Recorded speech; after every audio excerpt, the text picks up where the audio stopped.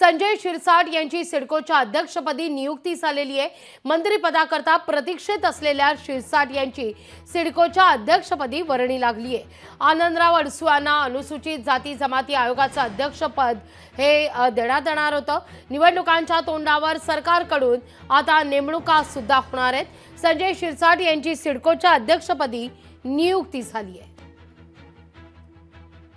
या सगळ्याविषयी बोलण्याकरता संजय शिरसाट आपल्यासोबत दूरध्वनीवरून जोडले गेलेले आहेत। नमस्कार शिरसाट साहेब, स्वागत आहे तुमचं लोकशाही मराठीमध्ये आणि अभिनंदन सुद्धा अध्यक्षपदी नियुक्ती झाल्याबद्दल। धन्यवाद।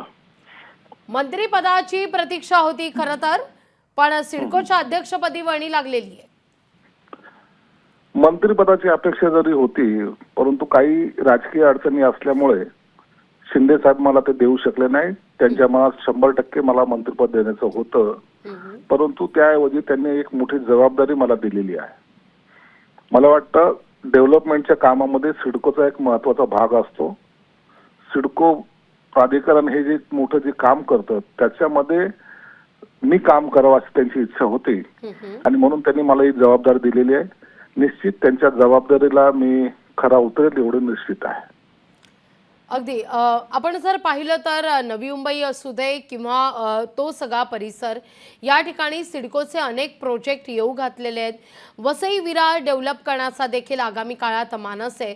अध्यक्षपदी वर्णी लागल्यानंतर काय आता नेमका कशी उपाययोजना केली जाणार आहे, काही या सगळ्या संदर्भात काही थोडक्यात विचार केलाय का? निश्चित आहे, सिडको मध्ये काही जर किचकट प्रक्रिया असेल तर त्या आता बाजूला काढल्या जातील। लोक जे डेव्हलपमेंटसाठी येतात किंवा जे येऊ पाहतायत त्यांना रेड कार्पेट हे असलं पाहिजे आणि प्रत्येकाला सिडको हे आपलं आहे आणि आपण तिथं आपली इन्व्हेस्टमेंट असेल, आपला उद्योग असेल, हे केलंच पाहिजे अशी त्यांची धारणा झाली पाहिजे।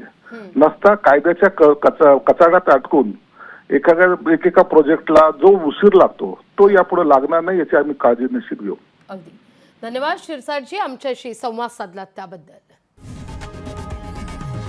लोकशाही मराठी ऐका, पहा, जागरूक रहा।